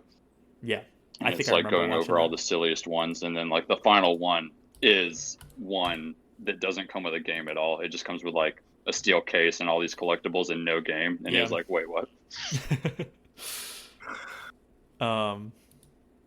Yeah, but so I don't know. Good luck, I guess, if you want to get a digital PS5, because it sounds like that might be harder than, like, bro, we're 4 people right here that are saying that's kind of where we're leaning, or at least 3 of us are. Like, if I walk into GameStop day one and they only have disc versions and not digital versions, I might just walk out. Yeah. I don't know. Like, that's how I'm on the fence. Is if that was me, I would just go ahead and get it. Whereas I do think if I had the option, I'd get the digital, but I'm not like that worried about it. But I just fucking hate how extra thick with 2 C's the disc version is, bro. Yeah. I like the sleek look of the fucking. And it's already an ugly console. Making it even uglier by making it fucking have a weird lump is pretty strange. But I don't know. I think I'll definitely put a fucking paper bag over my PS5 again. Yeah, I'm all about the media storage that completely hides everything. Like when I go to IKEA this year, I'm getting an entertainment center that hides all that shit, because all this shit's ugly this year. Yeah. Yeah. I don't know. The Xbox is not bad. Looks like a box. I don't know. Looks like a box. It is. Yeah. It lives up to the box moniker of the X variety. Yeah. No. The PlayStation. The reasons that I feel like I don't want the disc version are all petty. Like it has almost nothing to do with anything valid, and almost entirely to do with the fact that I'm not going to use the disc, and I don't like the way it looks as much, and like all this stuff. It's like, yeah. Plus money. Fun fact, though, yeah, $100. A big portion of like if you bought a game digitally, more of that money is going to Sony and the developer. Big fact. Whereas a decent amount of it goes to the GameStop. Retail and the shipping and all that for retail games. True. Which fuck all that noise. I don't like going to GameStop anyway. Yeah, GameStop can burn. Yeah, they definitely turned the corner into Shitsville a while ago, and never left. They live there now. Nope. Yeah, I just don't like buying game shit in a physical store unless it's Micro Center is always embarrassing. Like I feel like I bought dated. What's up? No, sorry, I just remembered. Did you guys see the announcement? Totally off topic. Well, on topic, but not in line with podcast. Did you see that they're GameStop announced that they're selling PC hardware now? They're going to start selling PC hardware. What? Yeah. Huh? What? Well, yeah. Let me look. Like, that's wild. That is... Okay, if you search PC hardware, there is a category on GameStop. You telling me I could get a 3080 on GameStop.com? They say in store.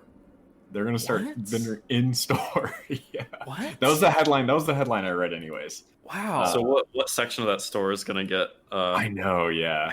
Get removed for that. It isn't going to be the apparel area. I guarantee you that. Right. Yeah. They're. How many? The Minecraft shit stays. Yeah. This plushy diamond pickaxe is sitting next to the motherboard section. Yeah. Oh man, I need to find the article. If you go to the PC hardware section of GameStop's website, there's like 3 motherboards and then just I'm not even joking, 3 motherboards and then a bunch of pre-built PCs, and that's it so far. That's all they have. I'll have to find this article because now I feel like maybe it was just a fever dream. Now I'm scared. No, I'm looking at it. They're selling it. You could buy a Tough Gaming Z490 Plus Wi-Fi enabled PC motherboard for $200. I just thought of another company that Microsoft should buy. They should buy Micro Center because they wouldn't have to change the name of the store. It's true. Micro Center Soft. Soft in the center. Microsoft Center. Yeah. They just update the branding, leave the store exactly the same. Yeah. Go ahead. Did you guys hear about Dreamhaven? What is that?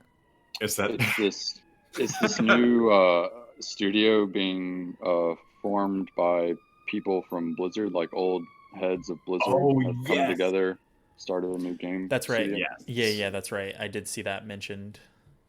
When you said it initially, I thought it was like the new expansion for like Skyrim Online or whatever the fuck, Elder Scrolls. It sounds like an MMO. Yeah. Elder Scrolls. Yeah, it does actually.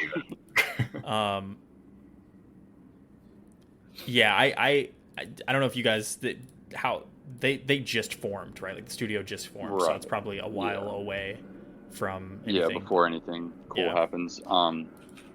But maybe some old cool creative people from Blizzard that are under Activision's thumb can do something cool now. Yeah.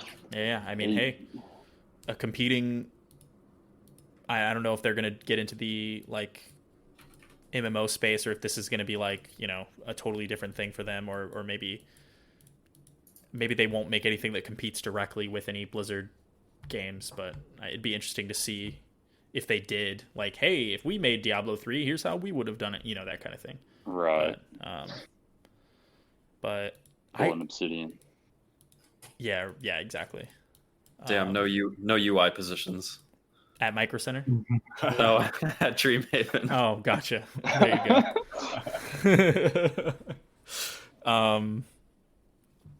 I just want to float this really quick back to the GameStop selling PC hardware thing. Bro, are they gonna sell used PC hardware? I just thought about that. Yeah, that'd be pretty big. I could fucking sell. You're telling me I could sell my 2080 Ti at GameStop? I could trade in my 2080 Ti for a 3080. $20. Best we can do. Yeah, you can trade in your 2080 Ti for a game. Yeah, right. Yeah, I get a fucking. I'll get another copy of Skyrim while I'm at it. Yeah. Yeah. No. Okay. Was there anything else? Do we have anything? Is that it on the news front? Oh, the Mass Effect thing, I guess, which I feel like only Crossley and I care about. Do I even care?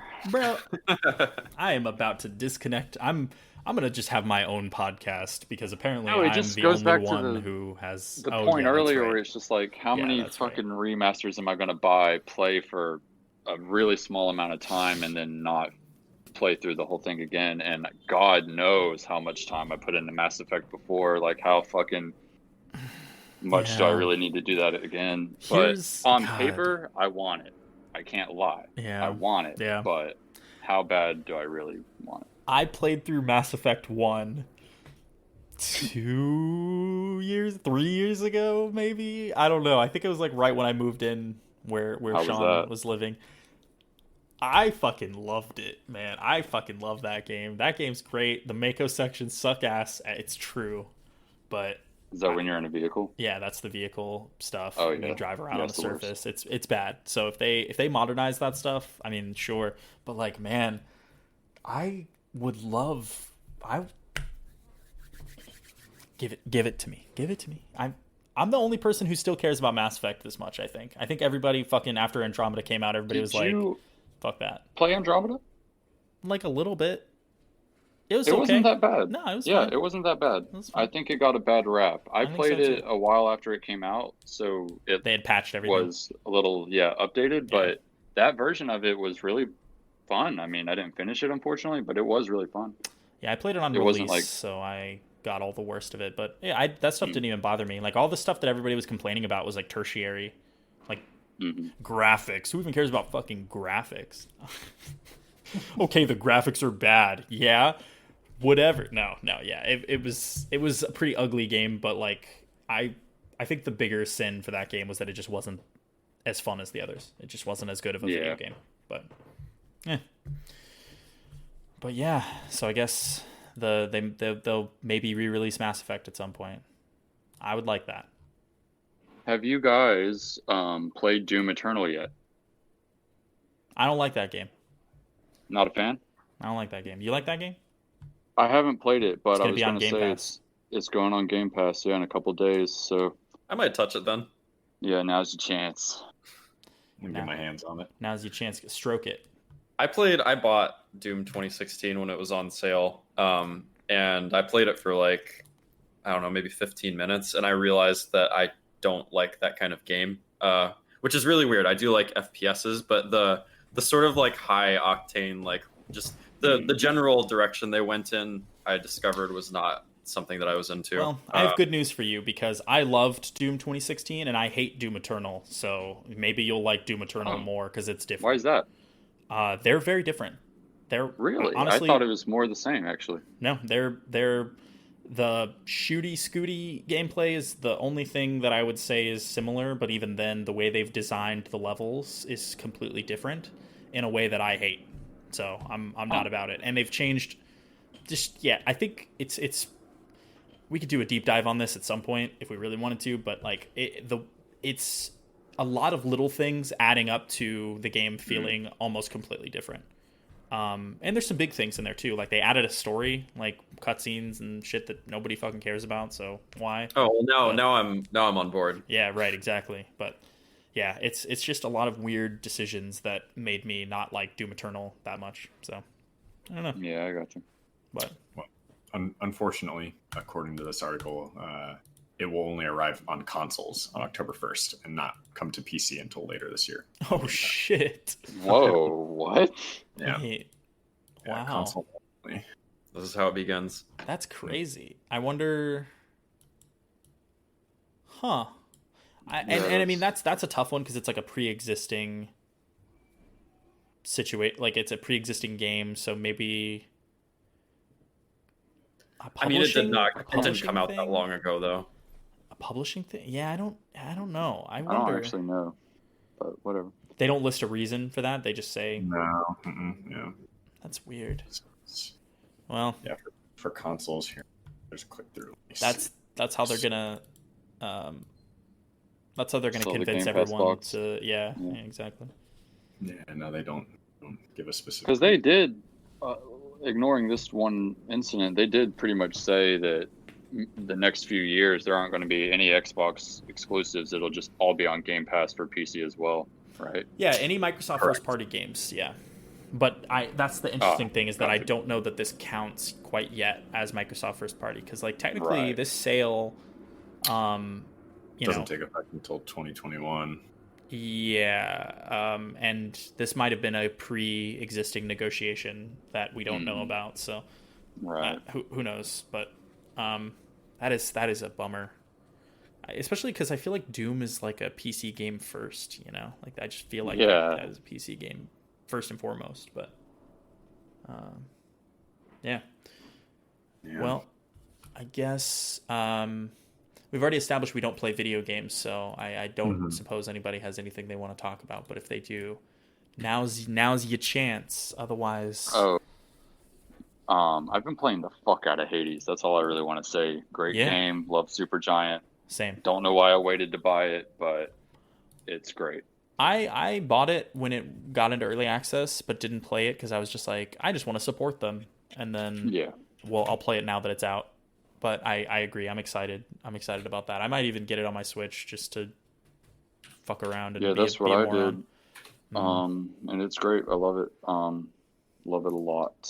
Yeah, I definitely recommend anybody who is interested at all in like that type of game play Hades because it seems like a really fucking good one of those. Like people are saying it might be the best Supergiant game, which. It's probably not better than Transistor, but... See, that's what I've thought too, and have always thought. I was like, they'll never top Transistor, but the gameplay is basically Transistor. Like, they made a roguelike Transistor with Greek mythology slapped on top of it, which, I mean, Yeah. I'm already a little wet just thinking about it. I need to play it. He's like, I can't wait to get back to it. Got to get back to the misses, and it's just like a picture of fucking it's I really want to play it, so I should do that. Maybe we'll go do that right now. All right, I think that's it. Thank you guys for joining us. It's Crossley. Thanks for having me. Thanks, man. I really appreciate it. This one went longer than usual, but I guess we just had a lot of shit to talk about, so Thanks, Tyler, as always. Lately, been on good regular the guest of the month, Tyler Williams. Hey. Yeah. do I get to hang my picture in the podcast studio? Yep. I'll put it there next to 2001: A Space Odyssey. It'll be like just a little. Just put a little PNG in the Google Drive. Yeah, exactly. Yeah. If you send me a framed picture of you, I will hang it up over there. Fucking Manchester. I would do it. I would do it. Regret saying that. I know. Please do not make it big. Oh, it's gonna be. I need it to be. So big. I need it to be a reasonable size. About that size. That's a good size. That's let's pick up that portion next to his bed. Yeah, I want to get one of those giant cinema posters. Oh God, no! It's just you in a towel. Yeah, me in my robe. Yeah, your new robe. That's right. Cool. And Sean, thank you as always for being the other guy on this podcast. It was just, and there was a time in which it was just you and me every week, and now look at us. We just can't stop. We just can't stop having fun bringing other people on. But we need other perspectives. Yeah, no, I find it. I feel like it's so much more engaging to listen to more than just two people. Two people podcasts have always been a difficult. Like bonfireside chat or that kind of thing where it's just like two guys bouncing off of each other. It can be really good if it's like a focused topic that those two people are really into, but sometimes you're just like, this is the dynamic here. You know, there just needs to be another person having an opinion, right? Well, they have a guest every sometimes. Week. That's true. Yeah. So they that's true. I kind of forgot. Their early days, it was just the two of them, right? Something like that. Anyway, I don't know. Yeah. And now our listeners can pick their favorite and everything. Yeah, it's true. Yeah. People vote in the comments below. Yeah, right. Yeah. Link. Vote from your phones. Send me an email about how annoying I am. I'll put my email in the podcast description. No.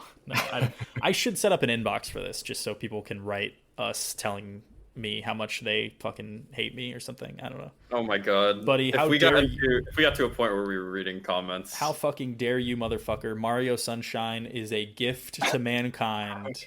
If that game had a orifice, I would fuck it. Comment if you play Chalked. Yeah. I'll comment later. Yeah. It's just us. Hey, actually, fucking comment if you made Chalked, bro. Ooh, comment. Yeah, we'd love to have you on the. If you're, dude, I'm gonna track down the developers of Chalked and we're gonna have them on. That's good. I'm writing this down. I'm writing this down right now. Yeah, it was early Supergiant game Chalked. Oh my god. Okay. All right, guys. Thanks to anyone who's listening, and we'll be back next week. Remember how last week I was like, I want to set a standard for intros. I should also set a standard for outros. Here's what's funny: the standard I set for intros didn't follow it at all. Not even a little. I didn't even fucking say the date. I said the date last time. I didn't say the date this time. It's September 27th. Everybody. The person listening is just like, thank God. But by the time they hear it, it won't be because I'm gonna have to. My day. No, what day it is. I know what day. Wait, it's the 27th? I know what day yesterday is. Yeah. Cool. All right. Peace out, everybody. Bye. Bye.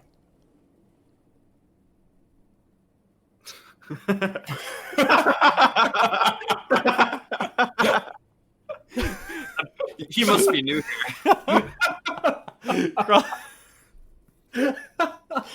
I'm still recording. Crossley just left. Leave that in. He thought that we just like dipped out. Crossley, if you listen back to this and you're listening right now, you didn't have to leave. If you you didn't make it. You don't get to be in another episode now. Yeah, you failed the test. No. But I hope really gotta go play Hades. Yeah. His raging Hades boner could not last any longer.